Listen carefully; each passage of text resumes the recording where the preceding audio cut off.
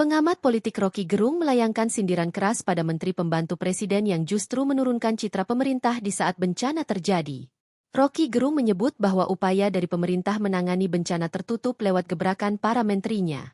Rocky Gerung merespons permintaan pemerintah agar publik menyebarkan narasi positif mengenai penanganan bencana di Sumatera dan Aceh. Hal ini disampaikan Rocky Gerung melalui channel YouTube-nya pada Senin, 22 Desember 2025. Menurut Rocky Gerung, yang saat ini mencuat di media justru ulah para pembantu presiden. Jadi kalau itu tidak dibenahi maka tidak mungkin ada semacam apresiasi pada pekerjaan Presiden Prabowo, terangnya.